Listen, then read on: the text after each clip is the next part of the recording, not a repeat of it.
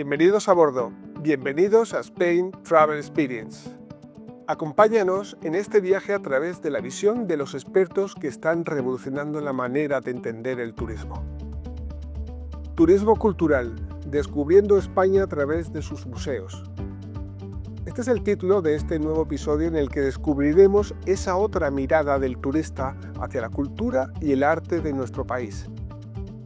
Hoy tenemos el privilegio de conversar con una figura clave en la gestión cultural. Hablamos de Evelio Acevedo, director gerente de la Fundación Colección Thyssen-Bornemisza desde el año 2012. Bajo su liderazgo, el museo ha consolidado su posición como uno de los grandes referentes del panorama artístico y museístico, no solo en Madrid, sino a nivel nacional e internacional. Su trayectoria profesional, sin embargo, no comenzó en el ámbito cultural, sino en el sector financiero, donde desarrolló una sólida carrera. En Barclays España ocupó cargos de gran responsabilidad como director de responsabilidad corporativa y director gerente de la Fundación Barclays, además de liderar áreas como inversiones extranjeras, comunicación corporativa o el gabinete del CEO para España y Europa continental. También trabajó en Banco Sabadell y Banco Santander, tanto en Madrid como en Londres, siempre vinculado a áreas estratégicas de negocio internacional y corporativo. Hoy con él hablaremos del presente y del futuro del Museo Thyssen, de cómo se gestiona una de las colecciones más valiosas del país y de cómo su visión, forjada entre las finanzas y la cultura, ha contribuido a abrir el museo a nuevos públicos, nuevas formas de diálogo y una proyección global. Comenzamos. Bienvenido, Evelio. Muchas gracias por acompañarnos en un nuevo episodio de Spain Travel Experience. Y bueno, darte las gracias como tiene que ser por estar aquí. No, las gracias son mías. O sea, gracias por invitarme. Es un placer estar aquí y además el Museo Thyssen realmente yo creo que es un elemento importante, ¿no?, en el turismo, particularmente en Madrid, ¿no? O sea que Sin duda. os agradezco que me hayáis invitado. Sin duda, creo que no podía faltar el Museo Thyssen en este ciclo, ¿no?, sobre el turismo en España. Aún así, quería arrancar quizás un poco yendo más un poco al terreno personal. Esta es una pregunta muy recurrente que hacemos a nuestros invitados. Y quería preguntarte por ese Evelio Acevedo. ¿Quién es, no? Fuera del contexto del museo, fuera en la calle, fuera del museo. ¿Quién es? Bueno, yo creo que soy un tío normal. O sea, soy un señor casado, con hijos ya mayores, con amigos, con inquietudes. Me encanta viajar, me encanta el arte. Bueno, me gusta mucho el teatro, me gusta el cine, me gusta el fútbol, la música. Bueno, yo creo que tengo una vida normal, ¿no? Me encanta el campo y disfrutar, ¿no?, de todo eso, ¿no?, de todas esas personas que afortunadamente tengo la suerte de contar, de que están en mi vida, ¿no? Y bueno, y me gusta mi trabajo también. O sea que realmente yo creo que en ese sentido soy un privilegiado, ¿eh? Ujú. Tu trabajo, lo dices bien, es ni más ni menos que ser director gerente del Museo Fundación Thyssen-Bornemisza, Sí, el Museo Nacional Thyssen-Bornemisza. Museo Nacional, Sí. efectivamente. Pero tu trabajo, tu profesión te ha llevado por otros derroteros que tienen más que ver con el mundo financiero. Sí. ¿Cómo llegas a ser el director gerente del Mm. Thyssen antes, habiendo pasado por ese proceso, ¿no? Bueno, la vida es así, ¿no? Verdaderamente a veces te da sorpresas. Eh, Hay una cosa cierta, y es que a mí siempre me gustó particularmente la pintura, ¿no? Además, me casé con una mujer que es historiadora del arte, con lo cual también eso ayudó, ¿no?, a desarrollar mi afición por el arte. Pero bueno, es verdad que bueno, yo estudié Derecho, empecé a trabajar en el sector financiero, trabajé en el Banco Santander, luego en el Banco de Sabadell, y luego acabé en Barclays después de una temporadita que estuve con el Sabadell en Londres. Cuando volví a España empecé a trabajar en Barclays. Siempre mi ámbito de actuación en el mundo financiero hasta ese momento se había centrado en import-export, financiación internacional, mercados de divisas. Cuando paso a Barclays cambia un poco, y paso a mercados, bolsas, mercados de valores, ¿no? Y en Barclays mi papel era director de inversiones extranjeras. O sea, era un momento, los años 80 y 88, en el que la inversión extranjera llega a España con mucha fuerza, ¿no? Y con tanta fuerza que revienta un poco, ¿no?, el sistema. Y hay que vivir una fase súper interesante, que era toda la desmaterialización de la bolsa y crear una bolsa moderna, ¿no?, con las estructuras y la sistemática que permitía esa agilidad que el mercado necesitaba. Y me lo pasé muy bien. Luego estuve trabajando con el CEO, junto al CEO, y empecé a hacer otras cosas. Director de comunicación, en la oficina del consejero delegado, evidentemente veíamos la gestión de retail banking en Europa, porque el cuartel general estaba en Madrid, ¿no?, de Europa continental, no Reino Unido, ¿no? Paso a hacerme cargo también de aspectos nuevos que nos llegaban, como era la responsabilidad social corporativa, hoy día tan normal, ¿no? Pero hace 20 años, pues verdaderamente Barclays en España yo creo que fue uno de los pioneros, porque ya en Inglaterra tenía mucha tradición en ello, ¿no? Y de ahí pasamos a la Fundación Barclays y luego llega la crisis financiera y acaba con todo, ¿no? Y realmente pues es lo que obliga a que Barclays desaparezca de este país, ¿no? Y a que yo me tenga que reinventar. Y bueno, pues dio la casualidad que en ese momento el puesto de director gerente estaba convocado, era una convocatoria pública de empleo, a la que yo me presenté, pues sinceramente te digo, pues con poca fe, porque pensaba que yo ni era del mundo de la cultura, ni tampoco era funcionario, ni había trabajado en el sector público, como es el Museo Nacional Thyssen-Bornemisza, la Fundación Colección Thyssen-Bornemisza es una fundación del sector público, ¿no? Y entonces, pero bueno, me parecía interesante, ¿no? Un proceso en el que de alguna forma te tienes que ponerte de nuevo en un mercado y buscarte la vida en otro ámbito, porque en el sector financiero yo no podía seguir trabajando por una serie de compromisos que tienes cuando dejas un banco, ¿no? Y bueno, y tuve la suerte de que al final pues decidieron que era el candidato que contaba con más o más idóneo, según consideraron, ¿no? Y aquí estoy, 13 años después. La verdad es que muy bien, ha sido una experiencia fantástica. Eso fue en 2012, ¿verdad? 2012, sí, sí. ¿Y qué retos a los que te has enfrentado te han supuesto un mayor sacrificio? ¿Cómo ha sido ese camino? Pues la verdad es que yo creo que por la dificultad, por el desconocimiento también, a pesar de toda esa vida profesional cambiando de una institución financiera a otra, más o menos era el mismo entorno. Pero cuando cambio a la administración pública, al sector público, realmente es un cambio bueno, que te requiere un esfuerzo porque se trabaja de otra manera, ¿no? Los tiempos son distintos, la regulación, la normativa, las prácticas es distinto. A veces las cosas no son tan rápidas como tú quieres que sean, pero bueno, todo eso requiere, y además en un momento, como era 2012, cuando yo me incorporé al Museo Thyssen, pues muy difícil económicamente, ¿no? El museo estaba en una situación difícil, como estaba todo el país y como estaba prácticamente todo el mundo, ¿no? Entonces tuvimos que replantearnos muchas cosas y bueno, pues años más tarde yo creo que tenemos que estar orgullosos, ¿no?, de haber hecho entre todos, ¿no?, un museo más fuerte, un museo con un modelo muy definido, diferente también, y un museo muchísimo mejor preparado para lo que hoy día en el siglo XXI se espera de un museo, ¿no?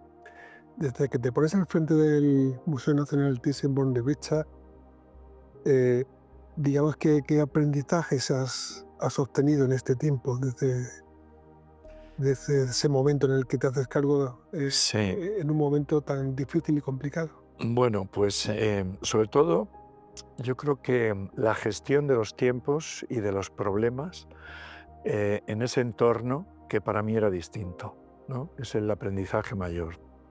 Yo estaba acostumbrado a que en la empresa pública no todo es perfecto, pero bueno, digamos que los criterios obedecen a otro tipo de razones y hay de alguna forma una línea muy clara y una línea con unos objetivos muy determinados. Esto no siempre es así de claro, ¿no? en una institución pública y acostumbrarte a ello te cuesta, ¿no? Para mí, hacerme con ese entorno, no particularmente con el Museo Thyssen, pero digamos que con ese entorno de lo público, ¿no? Fue un aprendizaje pues, muy importante, ¿no? Y también el trabajar con un equipo de personas que bueno, también se estaban enfrentando como yo, ¿no? A un momento en el que era necesario cambiar, adaptarse, de alguna forma reinventarse. Y yo de lo que estoy más satisfecho y más orgulloso es que, bueno, pues que todo ese proyecto que era un desafío importante en todos los aspectos, pues acabó siendo un proyecto en el que todo el museo, por convicción, participó, lo hizo suyo, y yo creo que esa es la clave del éxito, ¿no? Cuando abordas una iniciativa, un proyecto, es muy importante que, que sea capaz de entusiasmar, ¿no? De interesar y de convencer a la gente que necesitas para sacarlo adelante. ¿Cómo defines ese éxito, ¿no? A cargo de la gestión del Thyssen? Bueno, pues yo creo que bueno, hicimos un diagnóstico eh, pues muy analítico, muy objetivo, muy realista, ¿no? Considerando lo bueno, lo mejor que el Thyssen tenía y sigue teniendo, que afortunadamente son muchas cosas, y todos los eh, peligros, las deficiencias, las necesidades, las cuestiones que había que abordar, ¿no? Lo mejor, yo creo que cuando tienes cualquier problema es tener la capacidad de hacer esa valoración de la forma más honesta posible, ¿no? Reconociendo aquello que no funciona, teniendo claro también en qué momento vives y teniendo claro también dónde pretendes llegar. Y para eso es necesario, para mí era un entorno nuevo, yo venía con mucha experiencia de gestionar, pero ese entorno de lo público era nuevo, pero ahí estaba el conocimiento de mi equipo, ¿no? Y yo creo que esa fusión de visiones, de experiencia y, bueno, y de aportar cada uno pues, lo mejor de lo que conocíamos es la clave de que las cosas funcionen. ¿Cuál crees, Evelio, que es el papel que juega el Museo Thyssen en la promoción cultural de ese turismo en nuestro país? Bueno, la cultura se ha demostrado que es un elemento que cada día tiene más importancia, ¿no? En la oferta turística y también porque son contenidos que cada día interesan más a los públicos en general, ¿no? Claro, particularmente Madrid es un destino cultural, ¿no? En todos los ámbitos. Nosotros no tenemos sol y playa, pero sí que tenemos una oferta cultural enorme. Eh, los museos, los teatros, la ópera, los musicales y luego todo ese otro ámbito de la cultura que Madrid también ofrece, que es la gastronomía. Bueno, un tipo de vida muy personal, muy vivo, muy acogedor también, muy interesante, Ujú. ¿no? Y bueno, pues esa es la cultura de Madrid, la forma de ser que tenemos los que vivimos en esta ciudad, que es una ciudad abierta, ¿no? Y en ese sentido yo creo que desde luego el Thyssen, la cultura en general, pero el Museo Thyssen tiene una oferta que complementa perfectamente, por centrarnos, ¿no? En el Triángulo del Arte, al Prado y al Reina Sofía, que son nuestros hermanos de zona, ¿no? Porque la colección del Thyssen, precisamente, el gran acierto cuando se compra es que es una colección que complementa muy bien esa oferta cultural, ese patrimonio nacional. La colección se compró en el año 93, o sea, realmente hay veces que la gente piensa que es una colección que está en préstamo o que está temporalmente, pero se compró ya en el año 93. Y, y lo que se aportaba con esa colección era, en pintura antigua, pues las escuelas germánicas, centroeuropeas, alguna pintura flamenca que tampoco estaba en el Prado, pintura holandesa, pintura renacentista italiana también, que estaba en el Prado, pero bueno, también hay autores que lo complementan, y luego sobre todo los movimientos pictóricos de la segunda mitad del XIX y de principios del XX, que es el gran vacío que hay en el patrimonio pictórico español, ¿no? Tampoco está muy presente en colecciones privadas, ¿no? Y ese es una gran baza y que además ya enlaza con lo que es el Museo Reina Sofía, que se enfoca en la pintura del siglo XX, ¿no? O sea que yo creo que no solapa nada, sino que complementa muy bien lo que ya existe y que consolida, ¿no?, esa importancia que tiene el Triángulo de Arte de Madrid como, bueno, pues uno de los espacios, además, no solamente desde el punto de vista artístico, pictórico, sino también ese centro de Madrid, ese paisaje de la luz, ¿no?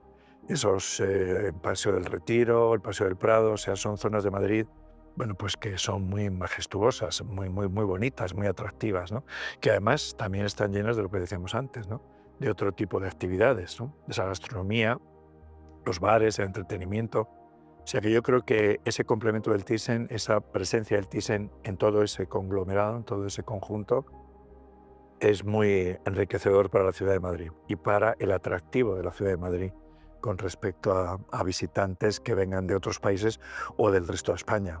Ahora que hablas visitantes de otros países, ¿qué estrategias lleváis a cabo para atraer tanto a un público local como internacional? Pues mira, ahí tuvimos que trabajar mucho precisamente nuestra estrategia con respecto al turismo, porque el Museo Thyssen era, la colección Thyssen, pues es una colección muy conocida en el mundo artístico, ¿no? Pero sin embargo, el Thyssen no estaba integrado en los circuitos turísticos cuando yo me incorporo en el año 88. No había una política de promoción turística claramente definida, ni activa, ni también por parte del museo.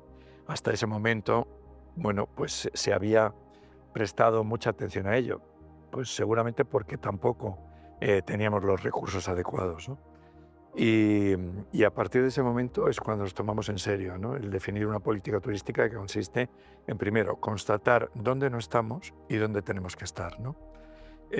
No estábamos en ninguna de las ferias turísticas importantes del mundo. Y teníamos claro dónde queríamos estar, ¿no? Queríamos esos mercados que son visitantes ya de Madrid y que se enterasen de que aquí existe el Museo Thyssen. Hay mucho turista que viene pocos días a Madrid y que lógicamente, pues digamos que el flagship de la pintura española y de los museos españoles es el Prado, ¿no? Y por lo tanto a lo mejor no tienen más hueco, pero teníamos que buscarnos, ¿no?, ese hueco, ese saber poner en valor y saber ofrecer, llamar la atención sobre lo que puede representar una visita al Museo Thyssen con respecto al conjunto de la oferta cultural de Madrid, ¿no? Bueno, y eso es, afortunadamente, hoy día tenemos una política en ese sentido muy definida. Tenemos una presencia, pues, en la Mesa del Turismo, en Madrid Destino, en el Ayuntamiento, una colaboración con la Comunidad de Madrid, pues, muy importante, con Tour España también. Participamos en muchas iniciativas y bueno, pues, yo creo que el conocimiento del Thyssen en el ámbito turístico, ¿no?, ha crecido mucho. Sí. Hablabas de ese triángulo del arte del que formáis parte tanto el Thyssen como el, el Museo del Prado y el Reina Sofía. ¿Llegáis a tener algún tipo de vínculo más allá de lo estrictamente territorial? ¿Tenéis algún tipo de estrategia conjunta? ¿Lleváis a cabo acciones? Sí, eh, tenemos de entrada pues un ticket compartido, ¿no? Hay una entrada común para los tres museos Y también tenemos unos recorridos específicos que se, que se desarrollan en los tres museos.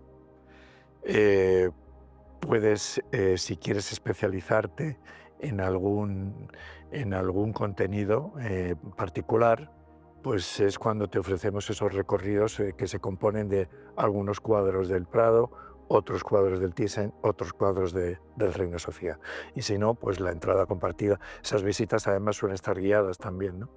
Pero la entrada, hay una entrada, un ticket compartido que te permite acceder a los tres museos, ¿eh? Con que compres una entrada a un precio especial, más ventajoso que si vas a visitarlos por separado, claro. Claro, claro. Y luego, pues la relación con los museos en general es muy buena y con el Prado y con el Reina, pues es muy, no solo es muy buena, es muy cotidiana, ¿no? Porque por nuestra proximidad, porque además compartimos muchísimas cosas, ¿no? O sea, compartimos necesidades, compartimos problemas, bueno, y compartimos, por ejemplo, los trabajos de restauración. Hay una colaboración muy importante, sobre todo entre el equipo del Prado y el equipo del Thyssen, ¿no? Hay veces que trabajamos en común en proyectos, ¿no? Y desde luego compartimos, ¿no?, todo lo que vamos descubriendo y lo que vamos aprendiendo, ¿no?, en todos esos ámbitos. Sí, yo creo que hay mucho trabajo en común ahí. Mm. Supongo que también la proyección internacional que tiene el Museo del Prado también ha servido como palanca para que el Thyssen también tenga, pues, un público alternativo, como comentabas antes.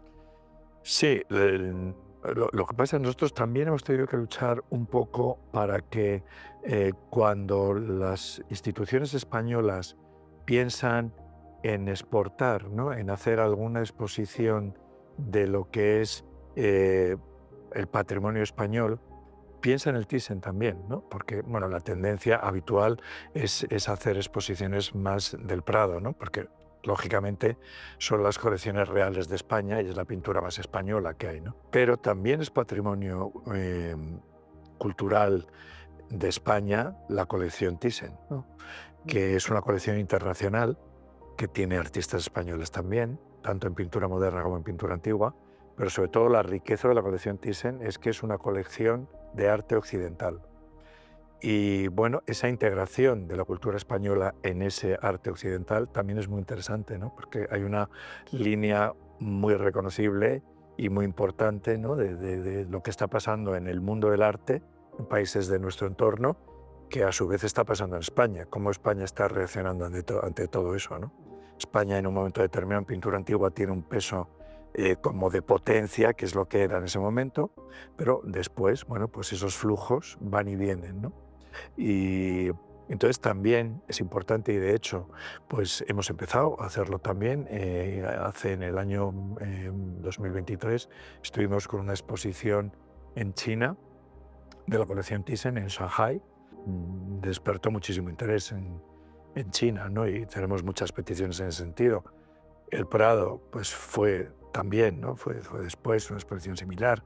O sea que el Prado siempre ayuda en el sentido de visibilizar que en España hay grandes instituciones, ¿no? Pero en el Thyssen nos hemos tenido que buscar ahí nuestro hueco también para que sean las propias instituciones españolas las que se den cuenta de que no solamente el patrimonio español es lo que está en un museo, sino que, bueno, tenemos una oferta también diversa e interesante que podemos ofrecer nosotros. Mencionabas a las instituciones españolas. ¿Hay buena sintonía? ¿Hay involucración por parte de las administraciones, sobre todo públicas? Pues sí, porque nosotros dependemos del Ministerio de Cultura como museo nacional que somos, ¿no? El presidente del museo es el ministro de Cultura de turno. Y luego en el patronato, evidentemente, están los altos cargos del Ministerio de Cultura. También está la secretaria de Estado del Tesoro del Ministerio de Hacienda, ¿no? O sea que la presencia de la Administración pues es natural porque somos un organismo público de la Administración. Con el Ministerio de Exteriores también hay una, que es a lo que me refiero más en ese ámbito de instituciones, ¿no? El Ministerio de Exteriores, yo creo que ahora el Thyssen tiene una presencia ya reconocida y reconocible, ¿no? Y entonces las colaboraciones son algo más cotidiano ahora mismo, ¿no? Eh, ha sido, yo creo que producto de posiblemente de esa falta de inercia que el Museo Thyssen a lo mejor tuvo en sus primeros años, ¿no? Estaba ocupado, más en otras cosas, lógicamente, ¿no? que en llamar la atención sobre, oye, que estoy aquí y también formo parte del patrimonio cultural español, ¿no? Hablando de llamar la atención, al margen de ese catálogo de obras con el que contáis en el museo, ¿qué tipo de iniciativas innovadoras tenéis en marcha en este momento para enriquecer esa experiencia del visitante? Bueno, estamos trabajando en muchos ámbitos. Lo más importante, como tú dices, es el visitante. O sea, está claro y para nosotros es la máxima, es la prioridad. Nosotros trabajamos para la gente, para las Mm. personas, para el visitante. Y el visitante hoy día no solo es el visitante presencial, es el visitante virtual también. Porque ahora mismo la media de visitantes del Thyssen presencial está en el 1.000.000 de personas, ¿no? 1.000.000 de personas es nuestro número razonable. Nuestro espacio no nos da para más y tampoco queremos, ¿no?, que el museo sea un espacio incómodo para el que lo visita. La calidad de la visita nos parece fundamental. Entonces, por ejemplo, las exposiciones temporales, que es donde el espacio es más comprometido, nosotros reducimos el slot, reducimos la capacidad pues al 80% si vemos que la visita se está poniendo incómoda, ¿no? O sea, queremos que el visitante que paga su entrada y entra en el Thyssen salga encantado y con ganas de volver, ¿no? Porque haya podido disfrutar de todo aquello que ha visto, ¿no? Y que además el museo sea un ambiente, sea un entorno agradable, acogedor, con una buena tienda, con un buen restaurante, una buena cafetería, sea un espacio donde se encuentre relajado, cómodo, a gusto y disfrutando, ¿no? Por lo tanto, nos movemos en todos los ámbitos, pensamos cómo podemos mejorar esa experiencia del visitante, ¿no?, en la calidad presencial. También, desde luego, en lo digital, porque la visita presencial muchas veces está precedida de una prospección digital, ¿no? Entrar en la web del Thyssen, ver qué ofreces, ver qué hay. Y en ese sentido hemos mejorado mucho los contenidos también, ¿no? Hemos trabajado en toda la colección, las imágenes de la colección están digitalizadas y todas las exposiciones temporales se ofrecen en visita virtual, ¿no?, gratuitas. Toda la colección permanente también. Después, pues todas las actividades, muy buena parte de las actividades que realizamos, como son las conferencias, como son bueno, pues actividades de mucho tipo, foros, clases, programas de educación, todo eso son contenidos que estamos cargando en la red también, ¿no? Y cada día procuramos que tengan más calidad. Eso es un trabajo que todavía nos queda recorrido por hacer, pero estamos en ello, ¿no? Y pensamos también en esas visitas del visitante fuera de Madrid o que no puede acercarse al museo, tanto en España como en cualquier sitio del mundo, porque ahora ya esas cosas las medimos, las identificamos y vemos que tenemos seguidores hasta en Oceanía, ¿no? Entonces también hay que pensar que los visitantes extranjeros no solamente tienen un idioma distinto, que para eso procuramos también, ¿no?, contenidos por lo menos en inglés y en algunas ocasiones en otros idiomas, pero también procuramos ponernos un poco en sus zapatos, ¿no? La mentalidad que espera un oriental de la web de un museo español, de un museo extranjero en general, ¿no? Y procuramos acomodarnos, ¿no?, a esas preferencias que un visitante chino esos intereses puede tener en una colección de arte occidental. Nos vamos ajustando a eso. Hacemos visitas virtuales, en directo, online, que ese ha sido también una de las grandes novedades nuestras, precisamente el resultado de la pandemia. Cuando tuvimos que cerrar el museo, dijimos, bueno, o sea, no podemos cortar la conexión entre el público y el museo, porque, como te decía antes, es para quienes trabajamos, ¿no? Entonces tuvimos ahí ese periodo de conexión a través de la web y a través de las redes sociales. Y eso nos hizo pensar que ya que el público no podía venir a hacer su visita al Museo Thyssen, ¿por qué no le ofrecíamos la posibilidad de hacer una visita online, en vivo y en directo, con una guía, ¿no?, por el Museo Thyssen? Pero claro, no es una visita al uso, es decir, no vas simplemente andando por un pasillo con una cámara y alguien te va contando y tú le preguntas esto qué es, sino que aprovechamos para que esa visita sea distinta también. Entonces, no solo veas la imagen del cuadro, sino que veas todo lo que ha habido detrás. O sea, los procesos de restauración, las imágenes con rayos X, con bueno, pues las prospecciones que ha habido en los análisis de las pinturas y las texturas de las obras de arte, bueno, pues todos los procesos de investigación que se han hecho, ¿no?, desde el punto de vista químico, todos esos contenidos, las reflectografías, los rayos X, como te decía, los infrarrojos, bueno, todo eso es una experiencia interesantísima, porque te hace ver la obra de otra manera, ¿no? Te das cuenta de cómo el pintor ha ido avanzando en esa obra, ¿no? Cómo en principio pensó hacerla, después se arrepintió, cambió, modificó, qué pasó, qué problemas ha tenido. Pues eso es muy interesante también. Sí. Y eso ahora mismo es una cosa que ofrecemos. Estamos en el, digamos, en el centro de la conversación donde precisamente ponemos en valor el papel de las tecnologías, de la digitalización. ¿Crees que esa etapa tras la pandemia fue, digamos, ese acelerador que ha dado con la situación que tenemos en este momento a nivel digital? Pues yo creo que fue determinante, sí. La verdad es que tuvo muchísima importancia y, bueno, fue importante para nosotros, para los museos, pero yo creo que fue importante en general para cualquier tipo de actividad, porque nos dimos cuenta que efectivamente, bueno, pues cuando esa accesibilidad se veía interrumpida, la vida no se paraba y por lo tanto el puente más lógico era la digitalización. Luego la digitalización además pues va descubriendo día a día muchísimas otras facetas y otras facilidades, ¿no? Mm.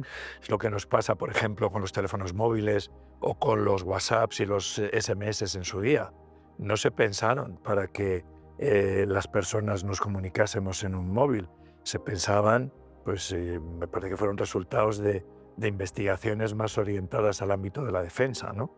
Pero al final vas descubriendo utilidades que son convenientes, útiles y que facilitan y enriquecen la vida de las personas, ¿no? ¿Hay algún plan en este sentido por parte del museo para seguir innovando, para seguir introduciendo nuevas tecnologías y nuevos conceptos que hagan que la experiencia del visitante mejore? O sea, Sí, sí. Nosotros hacemos un plan estratégico cada 5 años, ¿no? Y además ese plan estratégico en el que desde luego la digitalización, ¿no?, la tecnología es uno de los ejes principales, pues tenemos unos objetivos muy marcados y además tenemos unas mediciones, unas métricas que nos van permitiendo tangibilizar el cumplimiento de esos objetivos, ¿no?, y la evolución en esos planes, ¿no? Y sí, hay unos objetivos clarísimamente marcados. Bueno, ahí estamos, como te decía un poco antes, a los recursos que tenemos. Evidentemente, no siempre tenemos todos los recursos que nos gustaría tener. por eso Evelio preguntaba antes si había buena involucración por parte de las administraciones, porque evidentemente no deja de ser una institución pública, pero merece la pena también saber si hay una involucración real, ¿no?, por parte de ellas. Pues mira, yo creo que sí la hay, o sea, teniendo en cuenta ese escenario generalizado, ¿no? O sea, los presupuestos hay que repartirlos, ¿no? Y somos muchas instituciones con muchas necesidades. Y yo entiendo la postura de la administración, o sea, porque a mí me pasa igual. Yo cuando gestiono los recursos del museo, pues tengo que elegir también, tengo que decidir y hay que priorizar. Y además, bueno, luego tú tienes un plan y un presupuesto que se te ha aprobado el año pasado, pero lo tienes que aplicar este. Y a lo mejor resulta que te puede pasar que los presupuestos generales del Estado no se aprueben y todo lo que tú tienes preparado, pues se quede un poco en el aire y hay que salvarlo de como puedas. Entonces, de esa manera yo entiendo que la administración tiene la voluntad de darle el mejor uso a los recursos que cuenta para cultura, ¿no? Y nosotros también tenemos la responsabilidad de, en ese sentido, ser, bueno, lo más realistas, sensatos, y desde luego, y ese es uno también de nuestros objetivos en el plan estratégico, ¿no? De tener, de procurar desarrollar la gestión más eficiente, o sea, el mejor uso de los recursos que tenemos. El euro que tenemos, gastarlo de la mejor manera posible. Entonces, tenemos que acomodar lo que queremos hacer, siendo realistas, a los recursos humanos que tenemos, porque a veces te puede pasar, y ha pasado, en la digitalización, que para desarrollar determinados proyectos y programas no contábamos con los recursos humanos adecuados, porque la digitalización es una actividad nueva y en la administración esos puestos de tecnología no existían. Y en ese sentido, bueno, pues la administración pues también hace 2 o 3 años respondió bien y permitió que bueno, expusiéramos qué necesidades teníamos y nos permitió, pues ya sabes, siempre no, la Carta de los Reyes Magos no siempre se cumple al 100%, pero sí que hubo esa sensibilidad de decir, oye, pues es verdad, o sea, necesitáis una serie de perfiles, hay que contratarlos, ¿no? O sea que yo creo que sí que hay, y además yo por parte del Museo Thyssen te puedo decir que el entendimiento es magnífico. O sea, tanto con Hacienda, con la función pública, como con cultura o como con cualquier otra administración que tengamos, ¿no? Con la que tengamos que, que relacionarnos, ¿no? En este sentido y en cualquier otro, ¿no? Evelio, la educación en el arte, la educación en la cultura, ¿cómo se afronta desde el Museo Thyssen? Es uno de los objetivos también prioritarios, siempre lo ha sido, ¿eh? En el Museo Thyssen, cuando abrió ya hace 31 años, casi 32 años, yo creo que fue el primer museo que contaba con un departamento de educación. Y fue uno de los objetivos. El modelo del Museo Thyssen estuvo muy marcado también por lo que Heini Thyssen determinó en esa negociación que tuvo con el Estado, con el gobierno español, para venderle su colección. Quería que su museo fuera un museo, estamos hablando de hace 32 años casi, ¿eh? Los museos en España hace 32 años no son lo que son ahora. Entonces, Heini Thyssen, que era un gran conocedor de todos los museos del mundo, quería que ese museo, que iba a llevar el nombre de su familia, fuera un museo pues moderno, ¿no? Y que tuviera como prioridad la función social que tiene que tener un museo. Un museo, como te decía antes, trabaja para la sociedad, trabaja las personas. No trabaja, como había una idea hace muchos años, para una élite, ¿no? El mundo del arte trabaja para los que conocen el mundo del arte y trabaja en ese sentido, digamos que para un ámbito más cerrado de personas o de intereses. Eso se superó hace mucho. Y uno de los papeles que Heini Thyssen tenía claro en ese momento es que la educación a través del arte es una potentísima herramienta, ¿no? Que luego además se ha ido reforzando, porque hemos vivido unos años en los que las humanidades, por desgracia, han ido perdiendo presencia y peso en la educación, en España y en el mundo occidental, ¿no?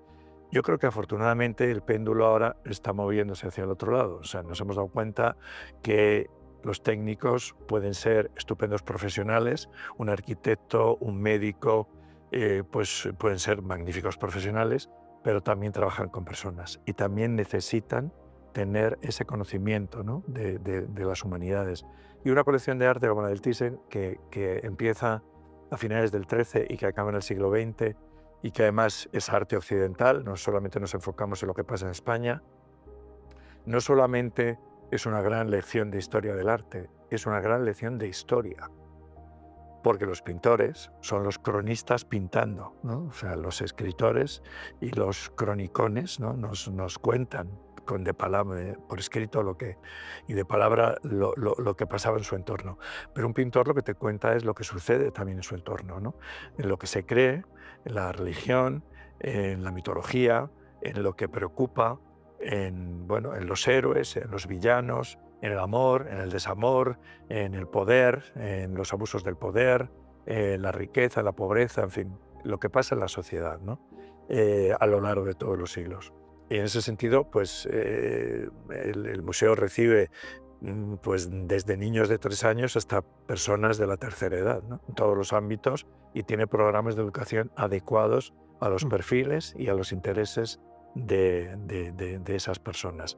Trabajamos muchísimo también en ámbitos como la inclusión de personas en riesgo de exclusión, ¿no? Por motivos del tipo que fuere, de género, de discapacidad, económico, bueno, porque son personas también que muchas veces se ven privadas, ¿no? De esa educación y lo hemos vivido. O sea, cuando yo recuerdo un programa que tuvimos de inclusión trabajando con mujeres maltratadas, en las que su evolución en cuanto a su autoestima y en cuanto a su confianza mejoraba muchísimo, y ellas te lo transmitían solamente por el hecho de que era un programa que se hacía además con voluntarios del museo, los que trabajaban con ellas, ¿no?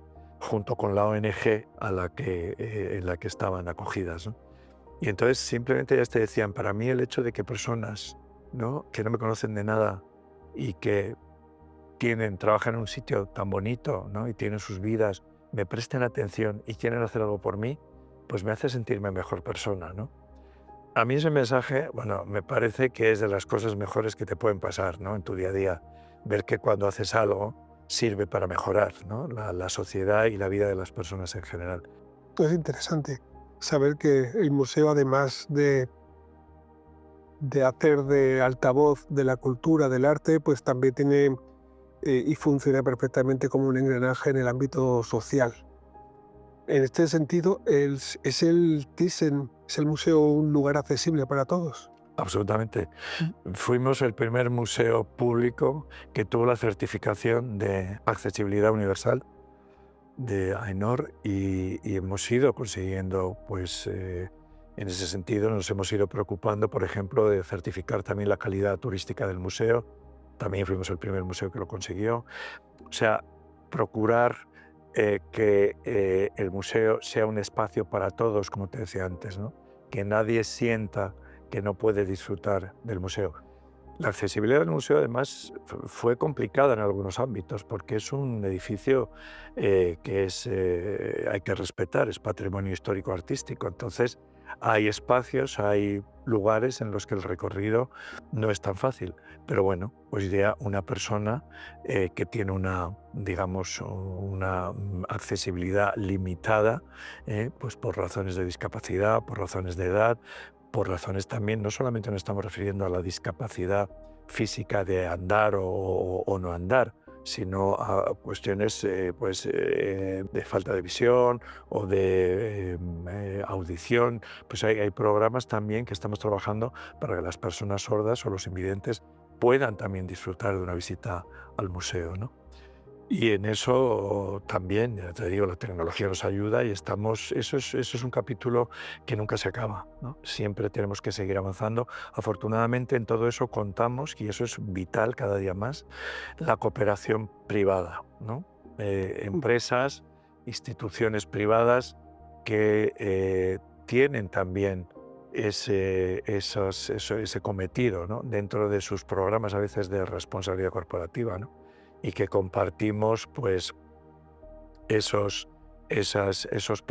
objetivos como parte de lo que entendemos que tiene que ser nuestra responsabilidad con la sociedad, ¿no? En esa responsabilidad cabe la sostenibilidad, supongo. Sí, sí, absolutamente. La sostenibilidad es uno de los factores también estratégicos del museo. Yo lo tenía muy claro. También es verdad que yo venía de Barclays, que además había sido director de RSC y de la Fundación Barclays, y en una institución que había sido pionera en todo ese aspecto. Con lo cual, cuando llego al museo, me encuentro que hay una sensibilidad muy especial en ese sentido, porque en el museo ya sí que había una cierta sensibilidad en este aspecto, ¿no?, en cuanto a los consumos y todo lo demás, pero que, bueno, se puede desarrollar muchísimo más. Y de hecho, nosotros en el ámbito de la sostenibilidad tenemos programas de puertas adentro para nuestras prácticas y nuestros empleados, todos los que trabajamos ahí, en muchos aspectos, en sostenibilidad entendida no solamente en lo ecológico, sino también en lo social y en lo económico, y también todo eso, por supuesto, proyectado en nuestros públicos externos. Somos un museo que lleva publicadas 7 memorias de sostenibilidad, 7 años publicando la memoria de sostenibilidad. Eso demuestra que, bueno, no es un postureo, o sea, que tenemos un compromiso y que explicamos ahí lo que hacemos, cómo lo hacemos, por qué lo hacemos y qué pretendemos, ¿no? Y a qué públicos queremos llegar. Trabajamos mucho también en sentido en públicos externos e internos también, ¿no? En la digamos, en la sensibilidad, ¿no?, sobre estos temas, bueno, que forman parte de la responsabilidad de todos, ¿no? Un poco bueno, pues destacando, ¿no?, esa implicación y ese compromiso que todos tenemos que tener en esos ámbitos. O sea que yo creo que desde luego en sostenibilidad tenemos una buena nota, ¿no? Y tenemos demostrado que lo trabajamos y que estamos comprometidos con ello cada día. Eso es un valor añadido sin duda alguna, vamos. La sostenibilidad del futuro. ¿Cómo ve el futuro del Thyssen en la próxima década? Bueno, yo creo que hay que fijarse mucho en lo que te decía antes, ¿no? En para quién trabajamos y por qué y qué esperan esos públicos. Yo creo que la función social del museo se ha, bueno, ha extendido a unos niveles, ya de una manera muy rápida y a unos niveles, pues desde luego muy importantes, ¿no?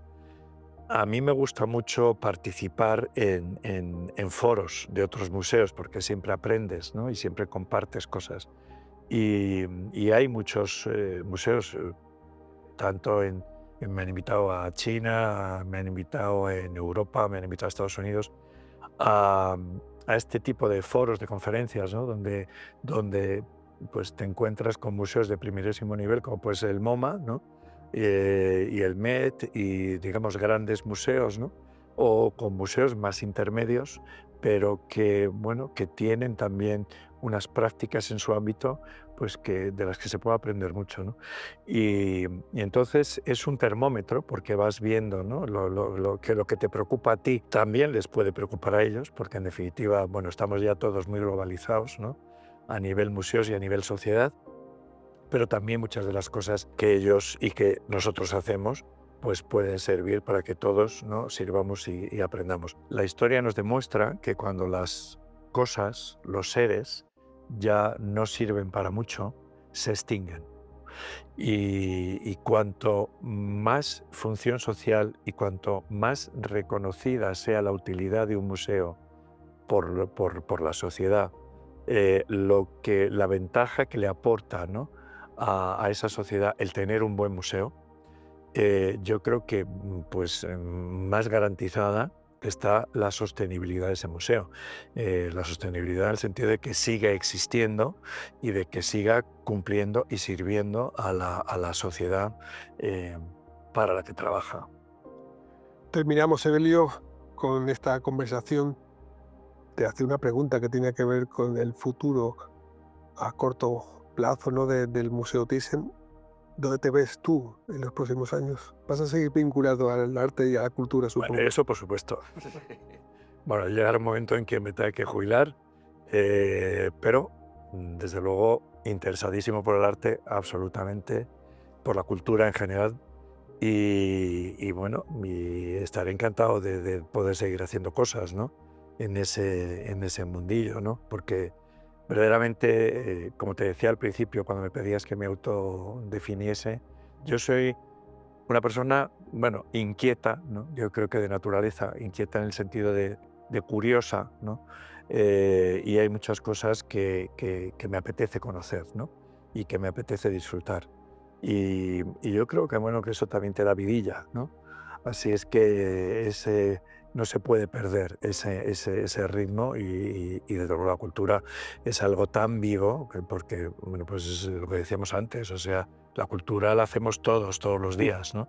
Y al final, pues cada uno lo plasmamos de una manera distinta, pero no para y por lo tanto hay que estar ahí.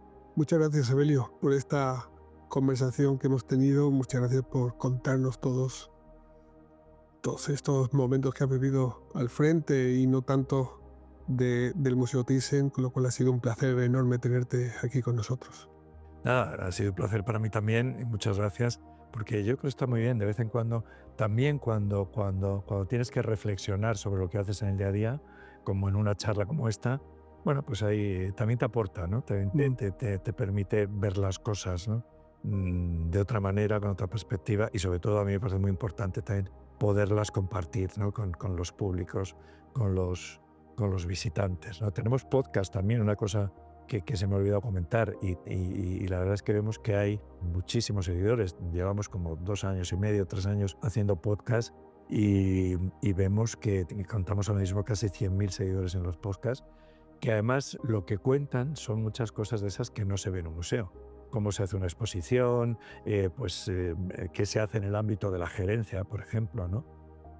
Cómo funcionan los presupuestos, o bueno, pues muchas de esas cosas que el visitante no ve. También te puede contar, por ejemplo, exposiciones de Gabriel Münter que hemos tenido hace poco. Me acuerdo que los podcasts sobre esta artista han sido súper interesantes. También te hablan de lo que es la vida, el personaje, las circunstancias, el por qué han marcado, ¿no? su arte de una manera u otra. A mí me parece que todo lo que sea compartir y poder compartir con nuestros públicos, me parece que es lo acertado, lo que hay que hacer. Muy agradecido, Evelio. Gracias a ustedes, de verdad.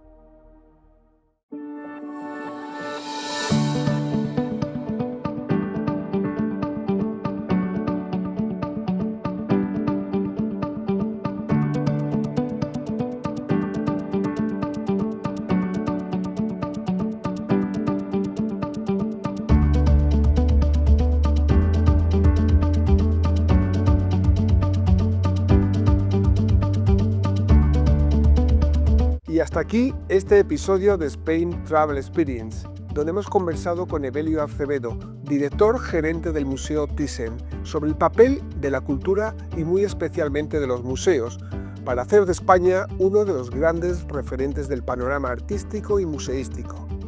Esperamos que hayas disfrutado de esta conversación tanto como nosotros. No olvides suscribirte a nuestros canales en YouTube, Spotify e iVoox para no perderte ningún episodio. Y recuerda, déjanos tus comentarios, queremos que formes parte de esta comunidad. Gracias por acompañarnos y hasta el próximo episodio de Spain Travel Experience. En Ilunion Hotels trabajamos cada día para mover este increíble mundo. Y tú, cuando nos acompañas en este viaje, también lo transformas. Y eso sin duda te cambia. Porque por una vez, para abrir los ojos, solo hay que cerrarlos. Ilunion Hotels, donde dormir es despertar.